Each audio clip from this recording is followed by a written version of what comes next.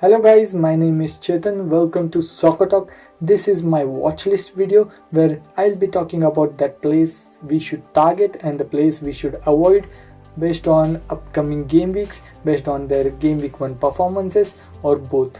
But before that, make sure you subscribe to our channel and hit the bell icon for timely reminders. And without further ado, we'll just get right into it.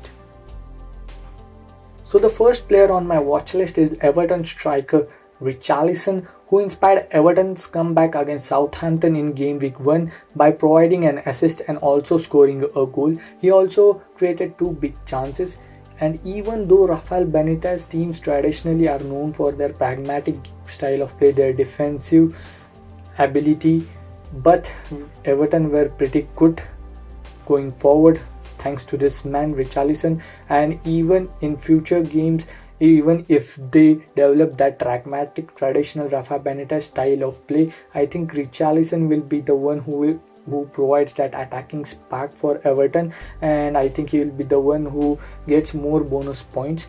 Even though obviously Dominic Calvert-Lewin will be the one who will be finishing most of those chances, I think RICHARLISON, who is priced at 7.6 million, 0.4 million lesser than Dominic Calvert-Lewin, is also a good asset that you should keep an eye on. He will be coming up against Leeds, Brighton, Burnley, Aston Villa and Norwich in his next 4 to 5 games. And Leeds in game week 1 against Man United conceded 5 goals. They were very open defensively, and that can also be a case against Everton. If Rafael Benitez shifts to his traditional style of play and sits back and tries to hit Leeds on counter, then RICHARLISON with his pace up front can be a major threat and can get massive attacking returns.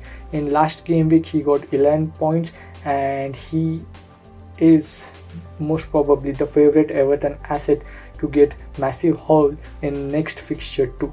So do keep an eye on him, and for me RICHARLISON is the player that you should be targeting for upcoming game weeks.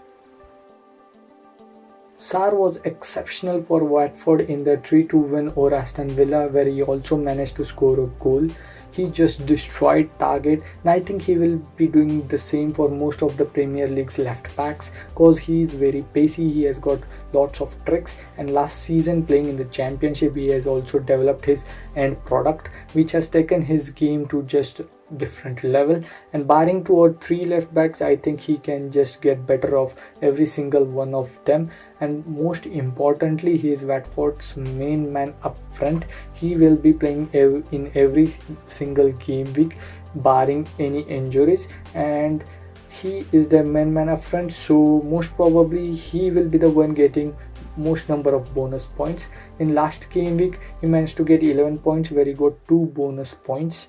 In upcoming game weeks he will be coming up against Brighton, Tottenham, Wolves, Norwich, Newcastle and Leeds, so very good run of fixtures.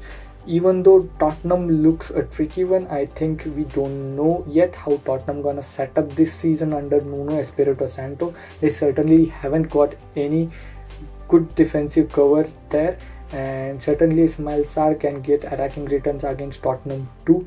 So according to me, if you want a mid-budget midfielder who is priced at 6.0 million, who is only owned by 3.4% of managers, I think SARR is the one you should be targeting for upcoming game weeks. Paul Pogba and Bruno Fernandes were Man United star performers against Leeds, where he managed to get 4 assists and also created 9 chances and amassed 16 points with 2 bonus points. He was playing on the left hand side against Leeds and was given that attacking freedom, and we all know this season Man United have loads of attackers, so once they get fit, that is Martial is not fit, Rashford is out injured, Cavani has not yet returned to the training, I think Paul Pogba will play a little deeper role. So for now I don't think we should go for Paul Pogba. We should take a look at where he plays in the upcoming game weeks and then decide. If he manages to get attacking returns even then sure, we'll take a look at him once again. So in the next few game weeks is coming up against Southampton, Wolves, Newcastle, West Ham United, Aston Villa, Everton, Leicester.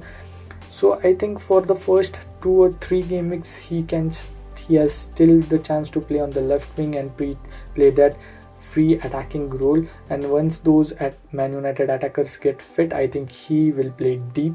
So for me right now, a mid-budget midfielder priced at 7.6 million, who is only owned by still 10% of managers, Paul Pogba, right now is the player that you should avoid, just because we have large number of assets in that price range and we yet still don't know in which position he's gonna play once the attacking players get returns and back to fitness.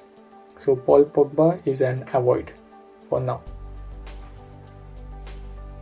So BENRAHMA was the Twitter darling due to his performances in the preseason, and he didn't disappoint. In game week 1 he managed to score a goal and also gave an assist for West Ham United against Newcastle United. He was the main man along with Antonio up front, but there is a worry that West Ham United are looking to sign Jesse Lingard from Manchester United, who was exceptional for West Ham in the second half of this last season. So once and if Jesse Lingard gets signed, I think all other midfielders will be subject to rotation, even BENRAHMA. So he is coming up against Leicester City, Crystal Palace, Southampton, Man United, Leeds, Brentford. So next Leicester City game is a tricky one, and up till the Crystal Palace game, I think there is a high possibility that West Ham side Jesse Lingard. So for now I think BENRAHMA is the player that you should avoid until and unless the Jesse Lingard transfer situation gets solved. Son just loves scoring against City. Tottenham under Nuno Espirito Santo handed the champions their first loss of the season on the opening game week, and Son was the start performer. So against Man City, where everyone knew that they would have large chunk of possession, Tottenham did sit back and tried to hit them on counter, where Son played as a number 9 in absence of Kane, and Lucas Moura and Bergwijn played on the wings. But in the upcoming game weeks against Wolves, Watford and Crystal Palace, the onus will be on Tottenham to attack, cause these teams won't have as much possession as Tottenham. So Tottenham will have a large number of possession and they will have to create chances to break this team down, and we don't know how Tottenham will set up against these teams under Nuno Espirito Santo, but still I think Son against these teams is a pretty good asset, and I think we'll get attacking returns. In the game against Man City, I think Dele Alli played as a number 8, but against these teams I think Dele Alli will play as a number 10, and even though Son plays as a number 9 or a winger, I think he will get attacking returns. So Son for me for the upcoming game weeks is the player that you should target, because these fixtures are very good and he will get attacking returns. He's priced at 10 million and is owned by 22.2% of managers, and so basically he's a premium midfielder, and again he is the player that you should be targeting for the upcoming game weeks. First of all, let me say this, I just don't know how to pronounce his name. BRYAN MBEUMO, I'm just gonna say this. I'm just calling him MBEUMO. So basically if you want a 5.5 or let's just say a cheap midfielder who will come in and do the job for you if your if your starting 11 player gets injured, I think he's the man. I saw Brentford versus Arsenal. So Tony, who is the main threat for Brentford, played as a target striker, and he was just too good in the air, and because of his aerial ability a lot of chances were provided for their midfielders, and I think MBEUMO is the one who will get most attacking returns among those midfielders. For the upcoming game weeks, he will be coming up against Crystal Palace, Aston Villa, Brighton, Wolves. So for the next 4 game weeks, if you want a priced or cheap enabler, I think he's the one you should take a look at. and for me he is the player that you should be targeting for the next few game weeks.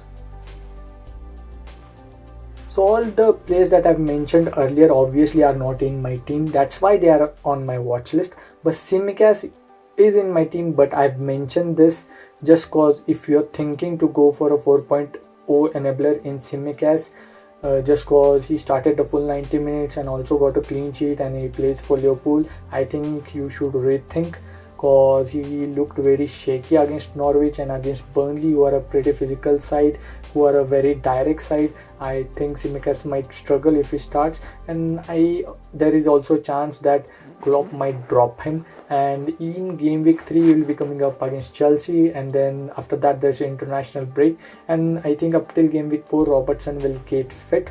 So if you're thinking to get him in your team, then I think you shouldn't. I think he's the player that you should avoid if you don't have him right now in your team. So Tsimikas is an avoid from my side. So last but not the least, these two monstrous premium assets. Both I think will get huge number of attacking returns in game week 2. De Bruyne played last 10-20 minutes against Tottenham just cause they were behind. Pep suggested he was an emergency option, but in the latter stages of the game as Gundogan got injured, I think next week against Norwich he will start and he will get massive attacking returns. He's priced at 12.0 million. I've included both of these like this in a separate slide cause these are the one that I can't afford. I would have to take risk hits if I want them in my team. Obviously I can go for De Bruyne if I downgrade Mohamed Salah or Bruno Fernandes, but I won't do that. But nevertheless I think he will get massive attacking returns. Then talking about Romelu Lukaku, he will be coming up against Arsenal. Arsenal's defense, that is Mari and I think Ben White, struggled against the physical side of Tony. If they struggle against Tony, just imagine how they fare against Lukaku. He's just the beast. He is more powerful, he has more pace, he is more clinical than Tony, and I think he will just tear them apart if Arsenal play with the same two centre backs and play the same way that they did against Brentford. I think Lukaku will be the player of the game week 2. He's priced at 11.5 million, and again I just can't afford him. So if you can afford these two guys, I suggest you go for them. I think these are the players that you should be targeting, the premium assets for next few game weeks. So that's it guys for today. Do let me know what you think about these assets in the comment section below, and don't forget to subscribe to our channel and hit the bell icon for timely reminders. And I'll be back in few days for my game week 2 team selection and captaincy pick.